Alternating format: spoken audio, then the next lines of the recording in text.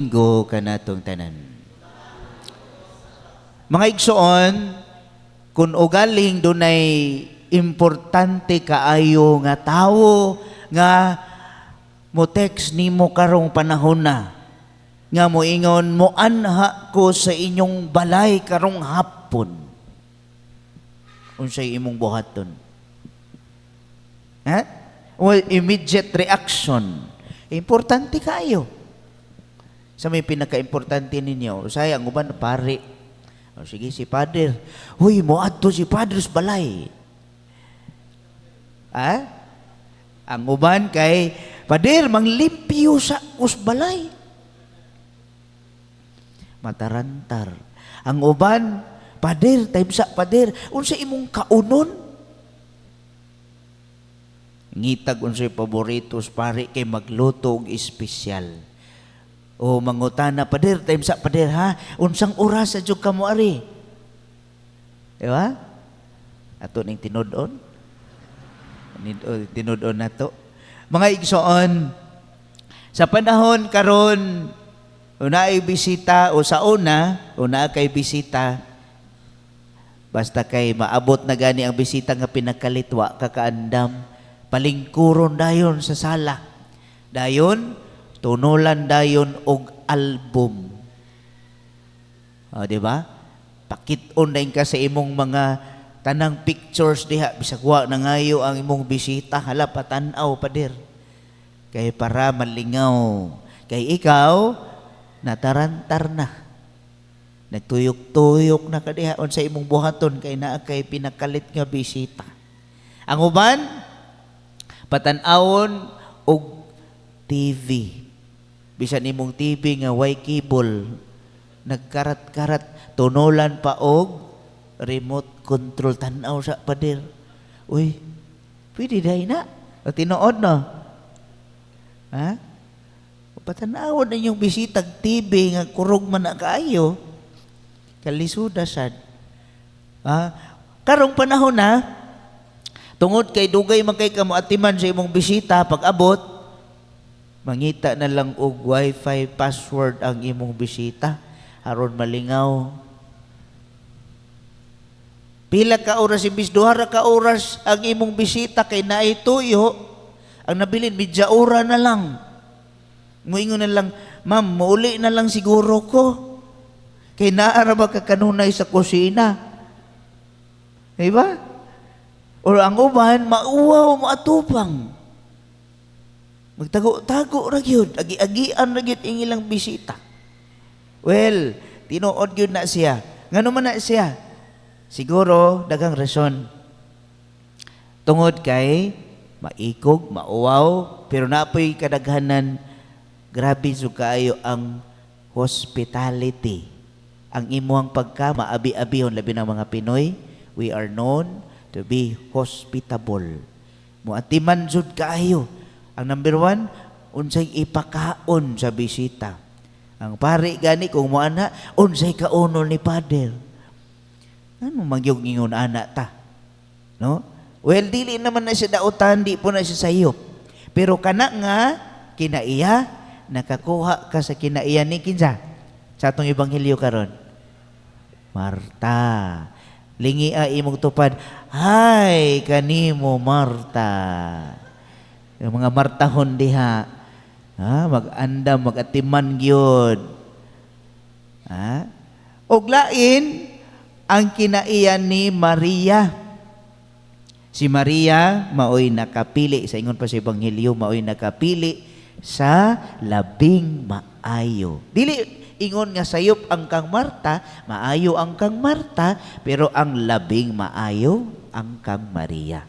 Maunay giingon sa atong Ginoo. Kay nganuman, wa man takibahon sa ituyo sa atong bisita, wa man sa niari haron ni ana sa inyo haron mangayog dukot. Niara man sa for a reason nga doon na siya importanteng tuyo. So ato ginang ipalabi unsa iyang tuyo. So unsa may kasagarang problema, hagit nga problema karon sa mga ginikanan nga kanunay Marta Alang ninyong mga ginikanan, daghan kaayong buhat. Marta sa pagtrabaho, pag-atiman sa mga anak, pamilya, magdigamo pa, ang ginikanan ng amahan, magngitag, kaning panginabuhian, kanunay busy. Dili na makapakasal, kay nabisi sa tanan. Kasagaran, mag-interview kong kasal, wa gyud, murag usara gyud out of 100. 1 out of 100 asa ka na nga ratio ang magpakasal nga wala nag-ipon. Ngano man? Ambot lang pader, nag-ipon na lang man mi pader kay dugay naman ming uyab. Unya busy man gud kay pader, pandemic man gud kay pader. Unya na problema mi pader. Ang ipon na lang gyud mi pader. Ana day na. Maulahi ang sakramento. Aya ang mga unang giuna nato nga gustong buhaton. Kay na busy. Walay time, walay kwarta. Unsa man day ang pagpakasal, mahal di ay. Oy, ang nakapamahal kaninyong mga arti-arti oy. No, sobraan ka kaarti mo nang mahal. Balik ta. Dili ka makakuha sa labing importante kay nabisita sa atong mga kagustuhan. Mga kaigsuonan, lawom ang layo ra. Unsaon nimo pagpalawom sa imong espiritual nga pundasyon kung wala kay pagpamati sa Ginoo. Arita sa mga kabataan. Daghan kayo mga bata karon, dili isod tanan, maayo tayo natin mga acolytes diri o mga buutan kaayo ni. Pero tuwa sa likod magtabi lang. Ang mga kabataan, mga igsoon, maglingkod, dalo ninyo, lingkod na simbahan. Again, dili tanan ha, basig na ay masuko. Maglingkod sa simbahan kay giguyod sa amahan ug siinahan. Pero ang una-una, nag-TikTok, mag-ML, ang uban maghawid pag cellphone. Unya, kung maminaw na sa misa, naglutaw-lutaw ra. Kay ngano, pilaw man kagabi At tinuod na. Nagsigig pang huyab. Klaro man dire. Walay Maria moments. Kay in this digital age, rare na kaayo ang mga kabataan nga ganahan og silence. Napa ba'y mga bata karon at home with silence? Hello? Silence, kahilom. Kasagaran mga bata karon dili magpasulti. No, magiinik yan no. Agree mo na? Dili nimo masultihan. Kay magbagot-bot diretso. Dili ma-advisean. Na, nagigik-ik ng mga ginikanan o tinuod siguro. Dili di ba? Gahig ulo, sopak. Nga magsige ra baghawid og cellphone nga no kana. Ikatulo. Ang say hagit sa tibuok pamilya, puros kalingawan, daghang activities, pero gamay ra ang prayer nga kalihukan sa balay. Walay sharing of insights ug unsay nahitabo, unsay updating sa eskwelahan, unsay updating sa imuha ginikanan, wala kay naputos ra sa sige o gamit long time sa screen time. Lisod mga kaigsunan, daghan kaayog family bonding outing pero walay listening. Maunay dakong problema. Why igpapaminaway? Kung atong tan-awon ning word nga listen, pwede na to nang scramble og mahimong silent. Maunay giingon nga ang spiritual nga kinabuhi tinuod anaa sa pagpaminaw ug nagsugod kini sa paghilom. God speaks in the silence of the heart. Listening is the beginning of prayer. Matod pa ni Saint Mother Teresa. So mga kaigsuonan, diya piki na ta sa oras da.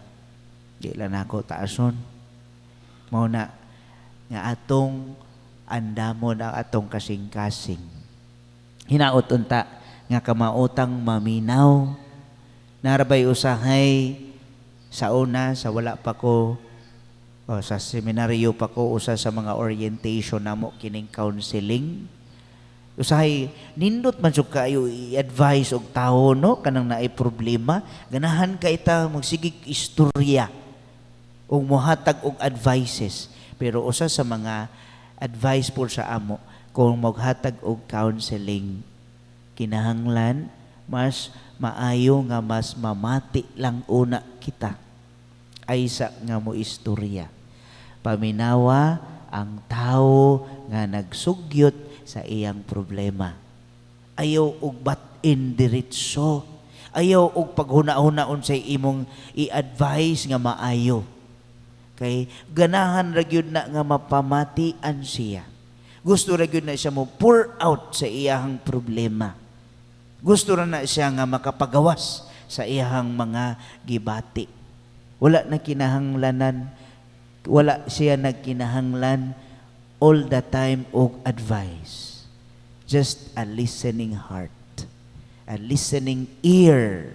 Mao nay daghan natong problema sa ato kinabuhi kay maayo kay itang mo advice pero di ta ka maong mamati. Nga mo ni atong assignment. Hunay mo istorya, hilom usa, paminawa usa siya. Patiwasa sa iyang giisurya. Unya na ta mosulti kung dunay kinahanglanon o nangayo isang advices kanato. Hinaot paunta.